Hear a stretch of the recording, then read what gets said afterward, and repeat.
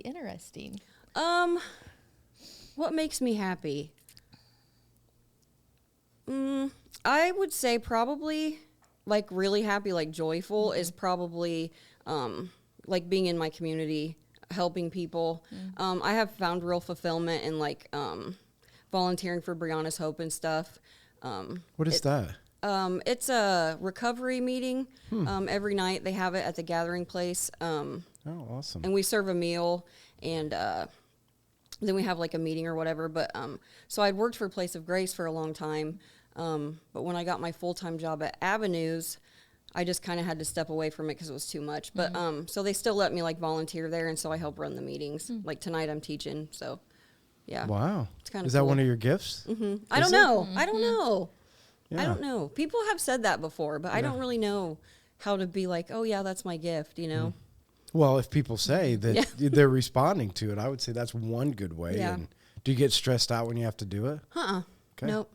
Probably another good indication that you have the gift. Yeah. And it really has just given me a sense of purpose. So that's something I felt like I was missing for a long time in my life. So. What makes you happy, Jennifer? I was thinking about that.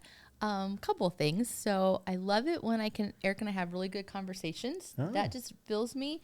And then I love when I just lay in my bed at night. That is like my favorite thing. Are you kidding? No, Like I just love. chill in bed. It's just, I don't like to chill in bed, but it's times like when I lay in bed, it's like, this is amazing. It's one of my favorite places. Wow.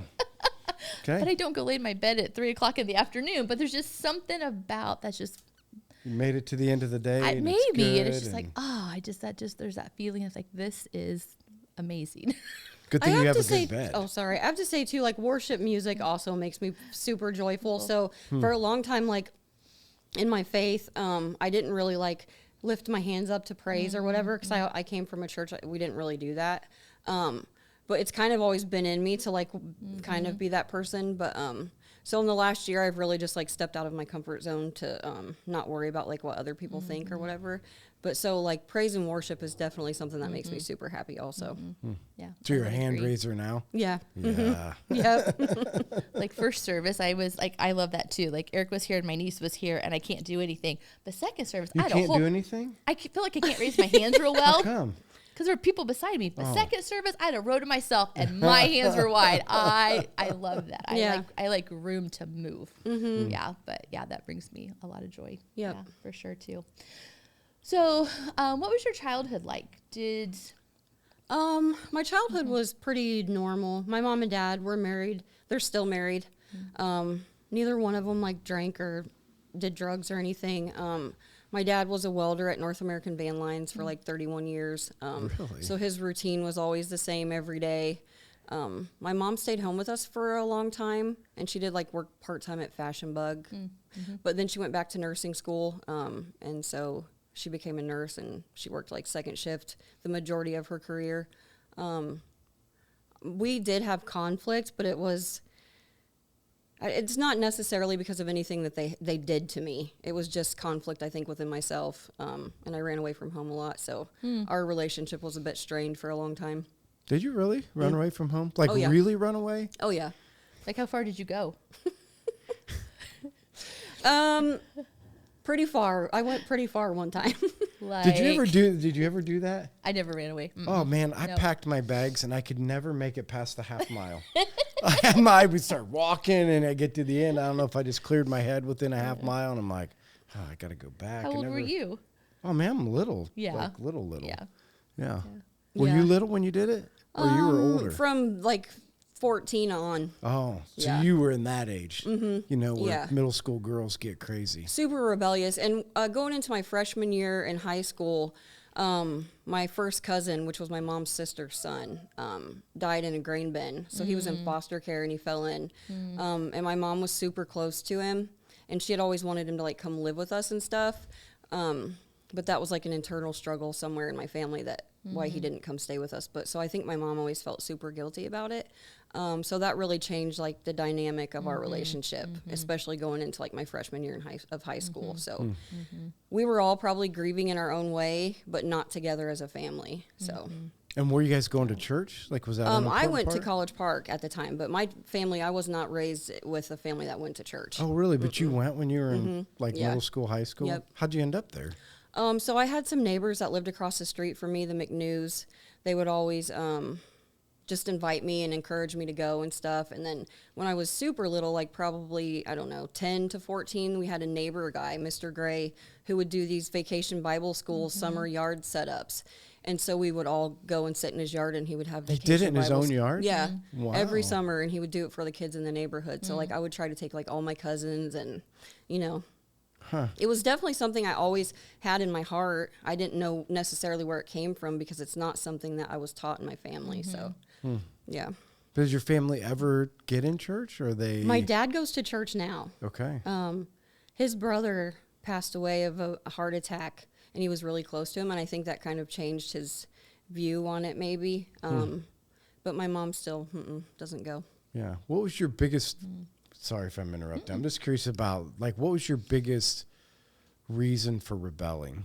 Like through those, because I'm always fascinated when you're looking at, because it, with boys and girls it tends to be different, but there's the for this certain age there's like the thinking just shifts, and it's some way worse than others, but that middle school is a tough time. My parents were pretty strict. Okay. And I think I felt very misunderstood. I was kind of a little bit more of a free spirit, I guess. Okay. And I think my mom always wanted me to like look a certain way, dress a certain way. Oh, really? Yeah. And so I don't think I ever really felt like I could have like my own personality or my own look or whatever. And a couple of my really good friends were like skateboarders in town and stuff. And my mom wouldn't want me to hang out with them, so I would just go do it anyway. But it really did impact like my, it just like snowballed into a huge problem. So yeah. Which part snowballed into a huge problem? The rebellion, or yeah, the the relationship rebellion. with your mom? Yeah, or- all of it. It drove a huge wedge in between us. Yep. Yeah, where did it lead? Like, did it just get worse? Yeah, or and like, so I ended up then going to White's. And, You did? Lived there residentially, and I did really well there. Like I think just the environment. I was in like academic classes, like quiz bowl team. Yeah. I was a lifeguard. I ran to the track team. So what made it get to that point? I just kept running away from home, so they didn't know what to do with me. I still want to know how far you went. Did you go like to another state? Oh yeah, You did? Like how far? to Oklahoma. Oh my You gosh. did not. I did. How did By you end up in yourself? Oklahoma? Like hitchhiking? By yourself? Or did you have a boyfriend? Well, You know what I mean? I'm picturing, like, you know how you make up stories in your head? I Yeah. got this story of, like, you met this guy, and he's come along the road, and he's, like, 10 years older than you. And Not he's 10 like, I'm going to years older sweep than you me." away to Oklahoma, and we're going to go get married. And so I was already in a juvenile shelter, but it was like co-ed. okay. And so there was 2 kids there, and I ran away with them. And her boyfriend was older than us, so he came and picked us up. Okay. And then he knew people In out of state Oklahoma. in Oklahoma, so I went clear out of state at that age. Yes. How long were you there before you came home? I enrolled in school and everything. Oh my gosh. I lived in Elk City, Oklahoma, and went to high school there. My parents like okayed it. So they knew you were there then. Yeah. How long were you gone before they found you? Or did you like call them? I think it pretty much as soon as I knew I was going to stay with this family, like we called my grandma and stuff, so that way my parents would know where I was. So in any of this, is it just rebellion? Are you drinking? Are you doing, you're just like, leave me alone, I'm doing my own thing. Yeah. Really? Yeah, and there's really like not, there was never abuse or drug use or anything like that. Yeah. So, I mean, I don't really know. I think it was just a lot of feeling really misunderstood. And like I didn't really fit in with anybody, or, I always felt like they favored my brother a lot. Right. He was super good in school, super smart. Any sport he did, like he excelled at it. And I felt like he would do stuff that maybe they didn't see, but I would know he was doing it. And I just always felt like they kind of thought he was perfect, I don't know. Right. Now looking back on it, I know they spent a lot of time actually paying attention to me and not my brother. So, yeah. Isn't that funny how your perspective shifts and Yeah. you go back to that point? Yep, and I missed like a lot of my brother's huge events. He graduated from the Marine Corps. He went to law school, so he graduated from New England Law School. I didn't get to go to that. So Because? I just... You didn't want to? I don't know if it's that I didn't want to, but I was probably somewhere where I wasn't able to do that. Oh, got it. I think they all flew out there probably, so I don't know. Somebody probably didn't want to pay for my plane ticket or something. Got it. And at this point, so you'd grown up going to church, but through the rebellious stage, God wasn't a part of any of that, or was, or... Because I don't want to necessarily say just because you rebel doesn't mean you rebel against God. I mean, I think he was always with me, because even like when I was at White's, we had church and like faith and stuff. It was just part of our routine there, and it was something that I really enjoyed. And I had a lady who was like a house manager or whatever, that I really bonded with, and she was super faith, like carried her faith at the front of her life. And I mean, I think it's something I always wanted, but I think maybe I just didn't feel like I was adequate enough for it. Yeah, so now you're at the place where you've run away, they have you in White's. What's next? I mean, do you graduate out of White's? Yeah, so I did, and I graduated from high school. Inside of White's? Yeah, which luckily I did, because it did allow me to have my high school diploma and stuff. And like, I think too, at a certain point in my like high school career, I was really like struggling with math and just my academics at all, period. And so that like took my confidence down too, I had a lot of trouble like sitting still in school, and just I always had to be doing something. So I think probably that was a lot of my problem in school too. But so I graduated and then moved home, lived with my parents for maybe a couple months, and then moved right out and went out into the world. Right. Yeah. So being in White's, and then so being away from family, being in White's, how did you transition into like, you saw friends, community? Like, what did it look like of, okay, I was home, but now I'm going to go out on my own? Do you have a community of people? I mean, that's pretty young to be just like, yeah, hey, and it was super hard to like keep those connections with my friends. Right. Like, especially the ones that had, I've known since I was like in kindergarten and stuff. It was, and, it was super hard for them too, to keep track of me and like, have a relationship with me, because they didn't ever really know where I was. Right. And so then when I would come back, I necessarily didn't have those connections, and so then that would feel bad too, because then you'd spend all this time over here with these people at White's, and so you don't have them either. Right. And then you come back home, and you don't necessarily have the connection with the people that you did know. Right. So that's what I wondered, because community is a big deal. Oh, for sure. And so you get out of White's, and life is going as good as it can, and then you move home, but then you move out because it didn't. Yeah. So I had one like close girlfriend who stayed in contact with me. We had met my freshman year in choir, and she was really just like my sidekick. We were like thick as thieves for a long, long time. So anything that she did, I did with her, and we lived in an apartment for a long time together and stuff. And So things are going good now? So now you move out. Yeah. You're, 18, 19 years old? Yep. So you move out. You're living with your best friend. So things are going good. How is life progressing at this point? So when we lived in the apartment, not necessarily like, I think I would drink sometimes, but like drug use wasn't predominantly a part of my life. You know what I mean? Like, I would maybe see it at parties and stuff, but anybody that I really associated with at that point was not doing drugs or anything, so that was never even the issue. But now that, like, when we lived together, it was starting to, I would then see people that we hung out with, and I would know that they were like smoking pot or they drank a lot, you know what I mean? So I would drink and stuff, but yeah. So we basically just like would hang out, and people would come over, and Megan worked, and I stayed home with her daughter because she had a baby while we were in high school. So Emma was always with us, and yeah. And then I met my kid's first dad while we lived there, so. Yeah, and in that, so you're at White's, and you were saying, hey, Faith went to church, things were good. Did that part transition with you out too? No. And like, nobody ever really talked to me about it, so it was just like, I don't know, it just wasn't something that like stayed at the front of my head, or that I, like, I kind of just forgot about it, I think. Yeah, and so in this time you meet your first husband? Is that what? No, we weren't married, but Okay. it's my first son's father. Got it. Yeah. Good guy. That's probably a bad way to say it. Casey's listening. Yeah, well, no, but you're asking somebody who's like, I'm a super, like, I don't know if they're a bad person. No, like, as far as, like, being a dad and stuff, he was a super good person. But relationship-wise, we were toxic, and he drank a lot, so. And I was younger than him, and he could go to the bars and stuff, so that caused problems in our relationship, a lot of problems, so. Yeah. Yeah. So that didn't go well. No. No. Yeah. And so were you living with them? Were you guys? Yeah, I ended up getting my own apartment out at Parkview Apartments out there by Memorial Park. Got it. And so I lived there for a long time. And I think at this time I had I don't know, I was probably waitressing or something somewhere. I'm not really sure. Mm-hmm. And so we stayed together for a while, but I think he ended up going to jail or something maybe.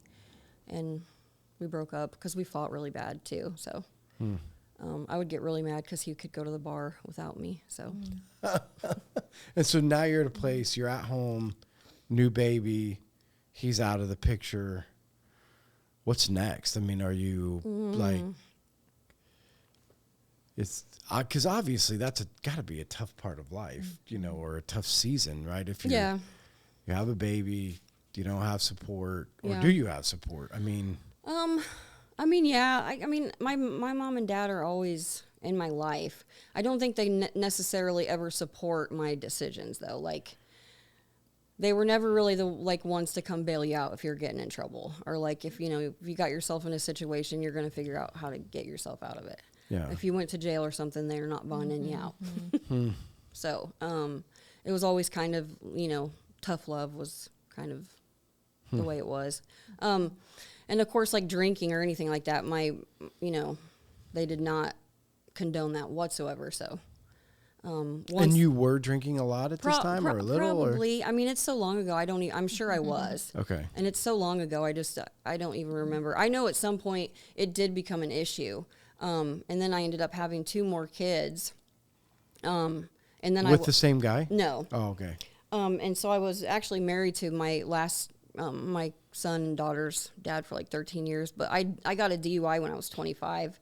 And so I know alcohol was definitely, a problem some point in time. But I think really I was just medicating mental health with substance at that point. And so if I drank, it would make me sociable, and I didn't feel like I had anxiety so bad. I could speak my mind, which I was never really good at advocating for myself, or telling people when I didn't like something. I've gotten myself into a lot of situations because I don't know how to stick up for myself or how to say no. Yeah. So let's talk about that, because that's a big thing lately. You never hear about, when I don't know if Jennifer, when we growing up, did you hear about mental health? People talk about. Never. Yeah. Never. I mean, I feel like that's a new thing lately, that it's mental health is an aspect that we've got to start figuring out. So talk about that part of your struggle, the mental health struggle. When did you recognize that? Oh, young. That? Really? Young. Yeah, because I can remember my mom and dad taking me to Charter Beacon, which if anybody knows, if you're from around here, that's old school back in the day. So I know it was definitely something that always had, was an issue. But, and so I think I just never knew how to I don't know, deal with the moods that went up and down. How would you help somebody? Because these are conversations that I'm having with young people and even some older people, is how do you identify that it's not just a bad day, or it's not just a bad week, or it's not just a bad month, or you just got to get out of your funk, but it's a real psychological, I don't know if I'm saying it right, it's a real medical imbalance. Definitely, mental health issue. Definitely anything that lasts more than days. If you're going into week stretches of you don't feel like yourself, or you're withdrawn, you don't want to be around people, you don't want to do your normal activities. I think a lot of times too, I was suffering from anxiety and didn't know that it was anxiety. I just felt like something was wrong, but I didn't know it was anxiety, so I would act out because I didn't know how to manage that emotion, and so I would act out. But now looking back on it, I'm pretty sure I suffered from pretty serious anxiety for most of my life. But have you seen the movie Inside Out? yes, I have. I haven't seen the second one yet. The first one I have, not the second one. I mean, I've never heard of it before, and I've been talking to people who like have mental health. Yeah. I don't know if that's the right word. Struggles. But anyway, they were like, the movies are profound. Like it's giving views or pictures of what's really going on inside of my head. Yeah. That's what I would hear people say is like, you know, when that, I can't remember what all of the emotions were, but they're like, they give pictures or views. Yeah, there's a little one that's, she's a little anxiety girl. Yeah. It cracks me up because I'm like, that's really, it's me. Yeah, but but what they would say is like, that's so true. It like, is, it's a great depiction of, for sure, you know, that emotion and what that looks like. And so what should a person do? Like when people are struggling with that, what do you do when you think things are off? Because I think that's the problem. What do you do? Do you go talk to somebody? Do you school age kids? I would say definitely reach out to a counselor. Okay. Maybe necessarily at home, depending on how kids are raised, they might not feel like it's a safe space to do that. Maybe they don't talk about that in their house. You know, can you articulate it? Some like when you were cultures- young, can you articulate what's wrong? Does that make sense? Or even when you're older, is it hard to articulate? I think even as an adult, sometimes it's hard Yeah. to articulate. I have to set in things for a while and really process. Okay, why am I feeling Why do you this, feel or this way? or what is actually going on? What's deeper? And I think that's hard for a kid. I don't think they totally And that's where you're saying maybe the understand. counselor helps Probably articulate because what your you're parents feeling. might. Yeah, I know sometimes Emma gets mad at me because she'll say something and I'll give her some truth back and she doesn't like it. Got it. And so from a parent, that's hard. But from somebody else, they can accept hearing some of those type of things. And there's no judgment from usually a counselor. You know, they might feel judged by a parent, like they, you know, parents making fun of them or just blowing it off when it's serious. like predominantly down my mom's side of the family, especially, a lot of women on my mom's side of the family suffer from some kind of mental health, either depression, anxiety, bipolar disorder.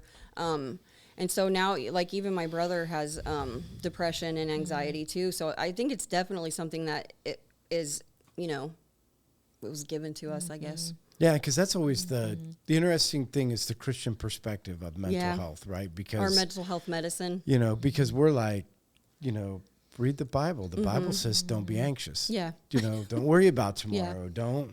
Why are you depressed? What do you have to be depressed about? Yeah. You have the hope of Jesus inside of you. And I think that's a hard thing for people who are struggling with mental health to hear. It is. You know, for somebody to sit up there and say, don't be anxious. Yeah. Like, have you ever lived in my world, Yeah. you know, of anxiety? It's not as easy to say, don't be anxious. Yeah, it's not. And I know too, though, that like not dwelling on it and handing over that worry all the time, I mean, that it does help, and you can move past it, but you have to just be able to not focus on it all the time, Right. you know. So, but mental health is super important to me because I think it's where most of my life was complicated, or where I had the most issues. I think it was mental health issues, and I didn't know how to process emotions correctly, I guess, you know. So do you think at the time, if you would have had a therapist or you would have had somebody to talk to that, I mean, I don't know your whole story of what did or didn't go right or wrong inside of that do you think that would have been a difference for you? If you would have had a way to articulate the way you were feeling? Yeah, I think so. And I think probably if it wouldn't have just been looked at like you're just, you know, in school and you don't want to sit still, or you always got to be doing something, or it wasn't necessarily just because I was didn't want to listen. Like my But brain you're a really never rebellious, sat bad still. And girl. so yeah, Right. yes. Right. I don't know, because of course I didn't want to cause problems. You know what I mean? I wanted to be able to sit in class and like take in information like the next person, but I just could not do it. And I was always like in trouble for talking or moving or something. Yeah. And I think that's the hardest part, whether it's the school system or even when it comes to church or faith or like we're good at dealing with people that are easy to deal with. Yeah. Right. So as long as you stay in the lines, the church is good at dealing with you staying in the lines. What happens to the people that go out of the lines? Yeah. Right? Do we just deem them as bad people or bad kids or they have a bad heart or they're just disobedient? Or is it that the majority of people have a good heart? We just got to help them find it. Yeah. That's what I would go with. Yeah. That's really my take, especially since I've been working in recovery. Like, for a long time, I carried that stigma with me. Like, I had used substance and messed up a lot of my life, and so I just carried that with me. And it's like, I don't know what on my path of life why I would want to choose that. Never did I wake up and just be like, I want to be this person. You know, that's not a thing. And I do know now that if I would have treated my mental health, I don't think the substance use disorder would have went as far as it did. And the more people I meet in treatment, and like you start to hear their story and their backstory and where they came from and their childhood and like how they grew up, it's impossible to not take their situation and know that the choices they make are structured then from how they were raised, you know, and it's hard to judge them on decisions that they're making because that's all they've seen. That's what they know. And it feels good to try to, you know, give them a little bit of hope as far as like, this is not who you are. You're just making those choices because you're trying to fill a void inside of you somewhere that needs, you know, either therapy or medicine or God or whatever it is for them, you know. So this is going to be maybe you don't want to answer this, but how much of, because this is what I heard you say, so I don't know, maybe you can clarify it, is the majority of our kids' problems that they're struggling with are because of parents. And again, I'm not saying all, but it is there, because we've been talking about this. Like, what's the church's responsibility to help families, right? And like, so, how do we do this? Because is it true that the majority of the outcomes of your children, maybe that's a better way instead of all outcomes. Yeah. The majority of the outcomes of our children are based upon the structure in which they are raised in. Is that a fair assessment? Yeah, like, so if you ever hear me give my testimony, I had good parents. They were at home they were always home with us. But there was internal conflicts in my household that shaped who I was, which then in turn, that's how I made decisions when I got out on my own. But I didn't know that at the time. My mom and dad fought for like the first 14 years of my life. So communication and like, you know, how you communicate your needs to somebody, that's how I... See, I think the problem is the way we deem good parents, right? So I think that's the problem. So I said this the other day to a couple that I was meeting with, is like, the problem is we've deemed good parents is that you just stay together. Right. You know, so you're good parents as long as you stay together, because most people are getting divorces. Yeah. I mean, isn't that fair to say? I mean, you see a lot of that. I mean, right or wrong, just most parents, they're not going to get along and get divorced. So you're good parents. If there's two parents in the home, they're good parents. If they're not raging alcoholics or they're not drug addicts. And I'm saying, you realize, right, that, and this is what I'm saying to this couple, is like, you realize that you not showing affection to each other and teaching your daughter and sons how to love in a right way will have an effect. Just because you guys coexist inside of a home and you can, in lack of a better term, get along. Yeah, right? you're if very you're not true. going to show what it means to love properly, if you're not going to show what it's like to have communication, like sit around a table and talk about something that's more in depth, ask questions that are deeper than, did you win an award, or how are your grades, or like, you realize good parenting can't be determined by keeping your children out of jail, right? Or good parenting can't be determined by nobody getting in trouble. Good parenting has to be redefined on the model and the example that we're giving to our kids, because they can say they're not watching. That's a bunch of crap. They are watching, and they will carry over.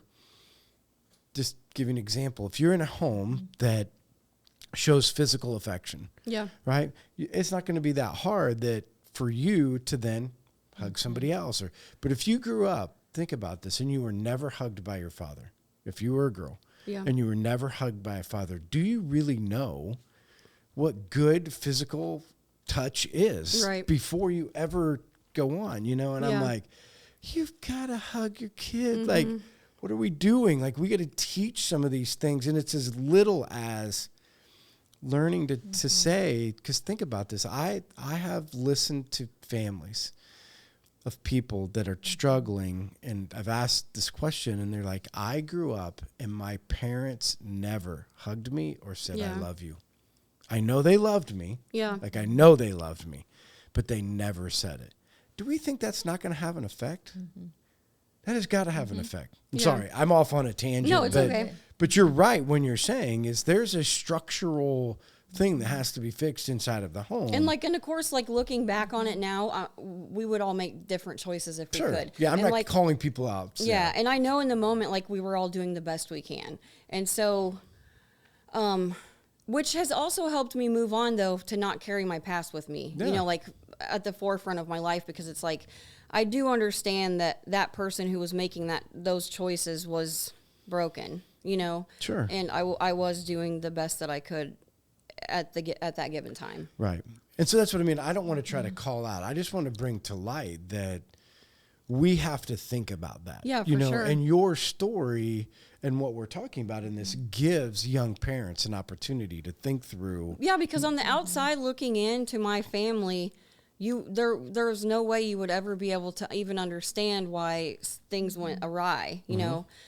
But we know, because we were inside of the home, they did fight all the time. We did not communicate. Stuff that happened just got brushed under the rug. We didn't process it. Right.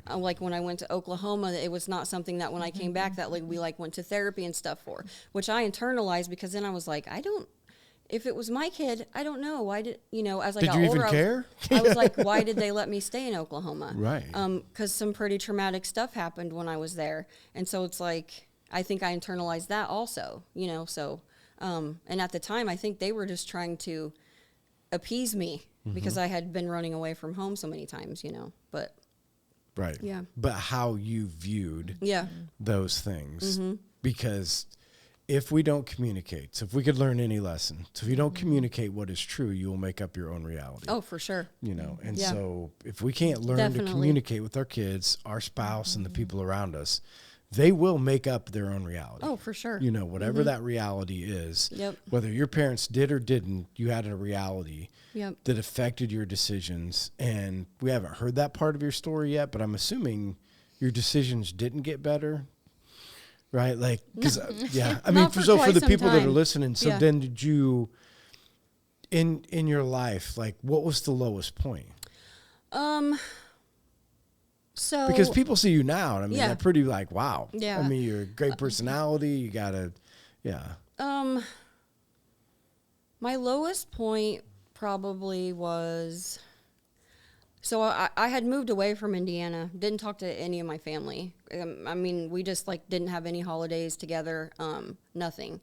We kind of just stayed away from each other. That's just the way it was. And I ended up after you divorced your husband. Yeah. So you're married 13 years yeah, to so him, this and is then you. so this is down the road, but Okay. and so I lived in Georgia, and I was there, I don't know, maybe 5 or 6 years, but I ended up in a really, really bad, super bad abusive relationship. And he was mentally abusive, emotionally abusive, physically abusive. He would cut my clothes up, so I couldn't, leave with him. Put my stuff in a pile one time and burned all my stuff. It was the first time in my life where I really was fearful of not getting out of the situation. Because I had put myself in a lot of goofy situations, and didn't really have fear. And I was in Georgia, and it was up on this mountain out in the middle of nowhere, and I was suffering because I was isolated, didn't have a way to reach out to anybody. And that's one of the times that I had called out to God the most. We didn't have any electricity, nothing. It was just pitch black on top of this mountain. We lived in a camper, and he would like leave for days at a time, and so like nighttime would come, and I would be like terrified, you know, because it's like I'm just crazy. pitch. Like, I know how it's did you just end pitch. up on the top of a mountain It's in just Georgia with a guy. Yeah, that just seemed, you know what I mean? Like that's a something you see in a movie. I know. That's what I'm saying. When you started talking, I'm like, is she really going to say she was like up on a mountain by herself? And But so I would be terrified of the dark, you know, and I was just terrified of like what I didn't really understand, like what was going on. And, but I always would cry out to God. Like I was just, please just get me out of here, you know? And I tell people this all the time. I don't know if they believe me or not, but, and like he would light up parts of the sky. And I know that he would do that. Yeah. And so it would not be pitch black for me. And I could see where I was and like see where I was going and at least like see my hands in front of my face. And then 2 people who didn't even know me, who had been friends with the guy for years, just happened to pull up beside me and they were like, hey, do you want to ride out of here? And I was like, Wow. It's a godsend. Get in the car. Were you walking somewhere at the time? So it was like on this hill because it was up on a mountain.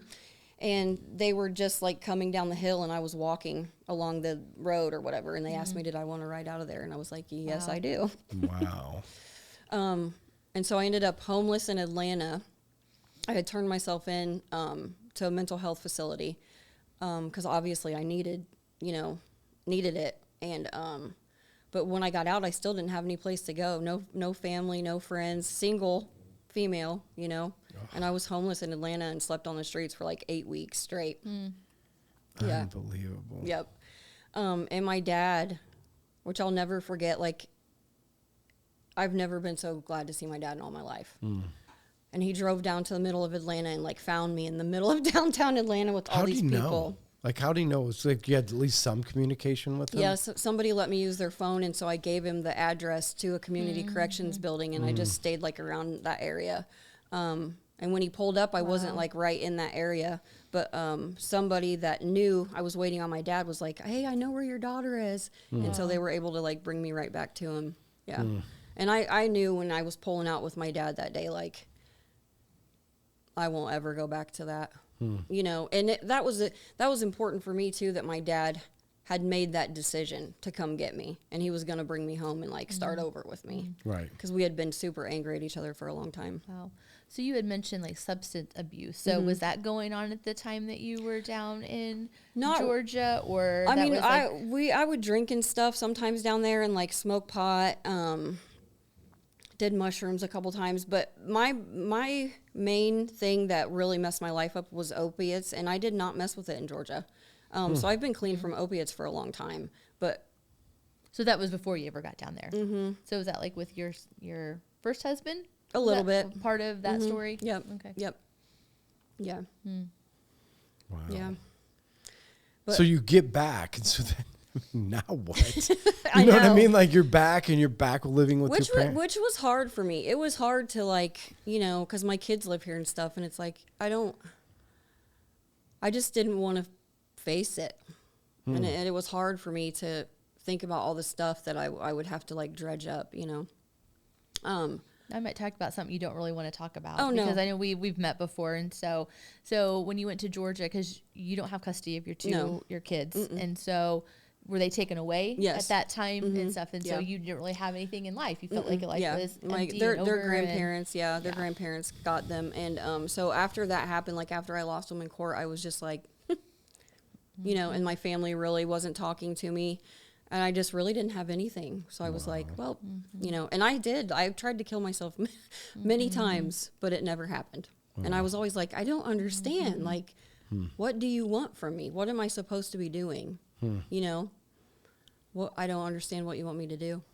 Yeah. So now that you're rebuilding. So is that where you're at there? And so once you get home with your dad, you start a rebuilding process or? Yep. And right away, like, just really committed to changing how I interacted with my family, taking accountability for, you know, stuff that they might feel, and acknowledging that it's okay for them to feel that way, you know, and really just taking responsibility for myself and being accountable and dependable and working and just being able to like make memories with them has been such a blessing. Like my grandma, she's 97, and I've got to have this past Christmas was 6 Christmases with her. Wow. So to me, that's a huge deal, you know. And I've done a lot of work to be able to have those core memories replace other memories now. So that's been important for me too, because I don't feel like all the bad stuff is just like sitting here anymore, because I've been able to replace it with like happy memories and positive stuff that I've done. And yeah. But even 5 years in, I was still like super bad struggling, like because I still didn't have you know, my kids still hadn't been in my life. How old are they at this time? So one is 26, one is 21, and one is 19. Right now. Yeah. Yeah.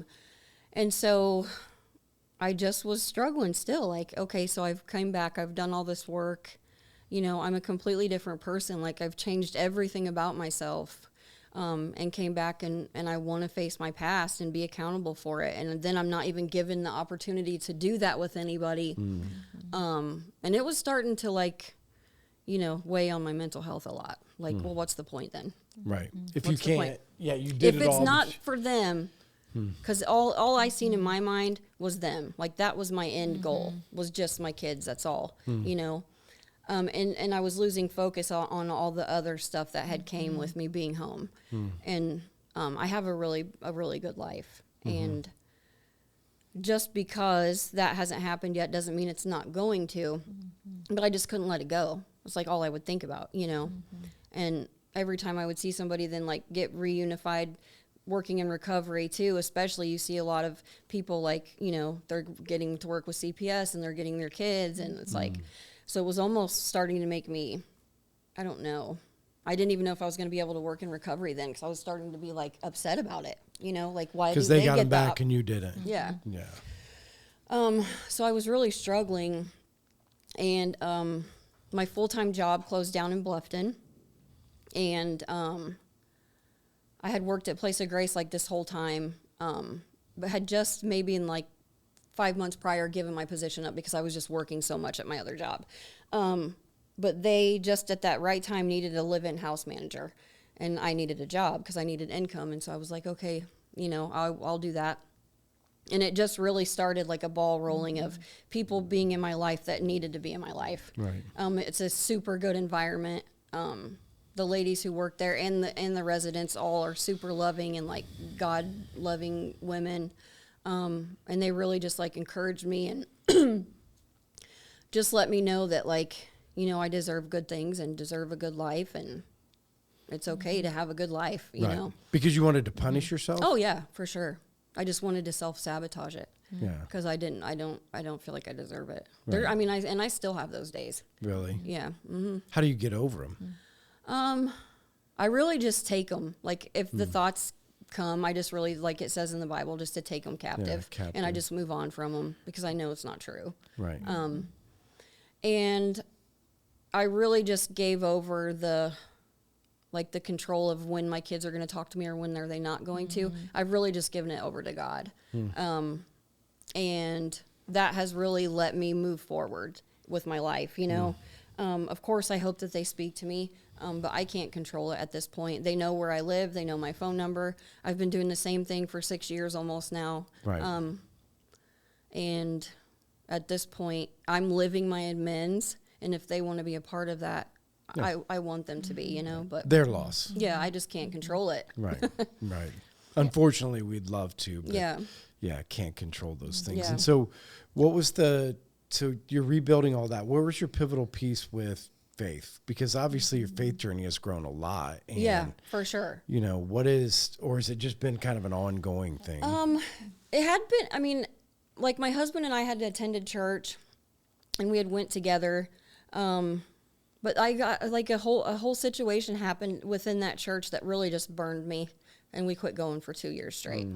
Just really like wounded my heart. I had opened myself up and my story and stuff, and that was taken like outside of the small group. And it just really hurt me, you know.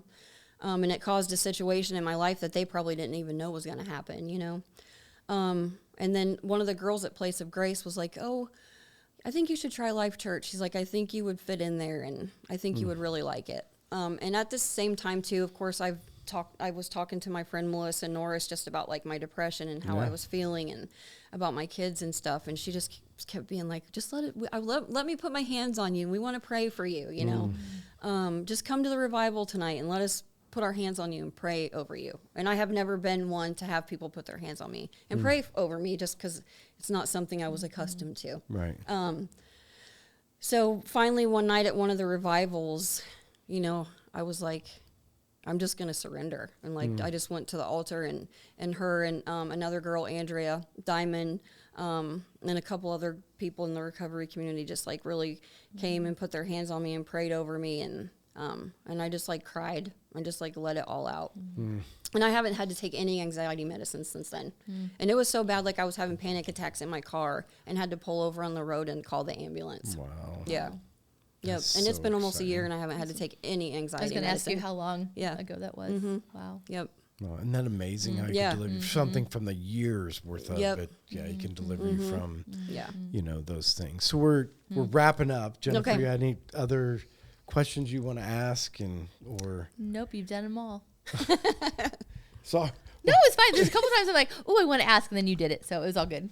dang It's it. all good. See, that's the problem. So I you just can't need to see be me quiet now. more You can't often. see me now when I want to talk, but that's okay. You can't see me like. No, I when know. wanna Usually, talk. I get that view, and I'm like, okay, she's got something you want to ask. It's all So, good. if you could give, because I think if I'm looking at your story, you know, and I think you've said it multiple different times, that figuring out and understanding your mental health can go a long way in allowing yourself to be healthy, allowing God to be able to intervene. Yes.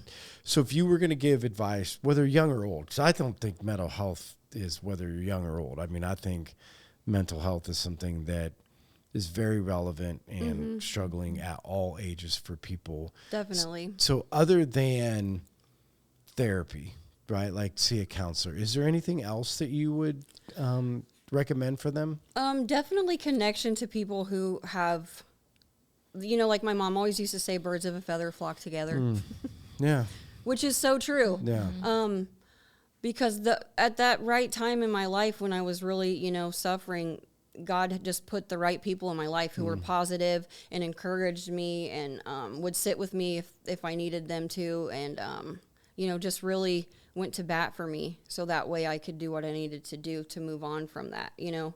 So definitely just surround yourself with people who genuinely care about you and will show up for you. Yeah. Yeah. Awesome. Anything else you want to add, or anything else you want to talk about before we wrap it up? No. Okay. All right. So whenever this comes out, make sure that you like, share, or comment. So that gives us an opportunity to get your story out to more people. So when this gets out there, make sure that, again, we can share it to as many platforms as possible, be able to, for people to be able to see. Because I think that whole idea, if people can start identifying something's not right at whatever age it is, and then start opening up to try to figure out or surround themselves with people that can help them navigate that, it's going to be a huge opportunity. So if you're listening, make sure that you go to our YouTube and watch. It gives you an opportunity to see Erika that way, because you come to second service. I do. Yep. Yeah, the lively service. Yes. You know, there's so different. Like if you've never tried different services, you should. The difference between the first and second service is a big difference. So make sure that you watch. You can see who Erika is. Make sure you come up and say hi, introduce yourself. Again, just a great story. And thank you for coming on and being able to Thank you for having be me. open and share those things. So thanks everybody for joining us, and we'll see you guys next week. Bye. Thank you.